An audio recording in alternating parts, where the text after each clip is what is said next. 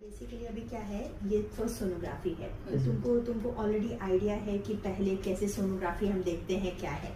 कभी कभी बेटा डिलेड कंसेप्शन होता है, मतलब तुमने जब ओव्यूलेट किया है, ये हम लास्ट मेंशन पीरियड डेट से कैलकुलेट कर रहे हैं, तो उस हिसाब से जब तुम देखोगी तो यहाँ पे जेस्टेशन सैक जो दिखाया है वो 5 वीक्स का ही है और हार्ट बीट यूजुअली 6 हफ्ते में आता है। कंप्लीट हो गया। हाँ, तो 6 हफ्ता अभी कंप्लीट नहीं हुआ है, ये डिलेड कंसेप्शन है। तो 22 LMP तुम्हारा 7 वीक्स मंडे आ रहा है, लेकिन सोनोग्राफी एक्यूरेट बताता है कि कितने वीक्स की प्रेगनेंसी है। तो ये 5 वीक्स, लेस देन 5 वीक्स की प्रेगनेंसी है और यहाँ पे हम एक्सपेक्ट भी नहीं करते कि हार्ट बीट अभी दिखना चाहिए। जनरली नॉर्मल हार्ट बीट जो होता है वो बिटवीन 110 to 160 होता है। आपका जो है यहाँ पे अभी 80 आया है, ठीक है। सो 80 बीट्स पर मिनट दिखाया है उन्होंने, so this is very low.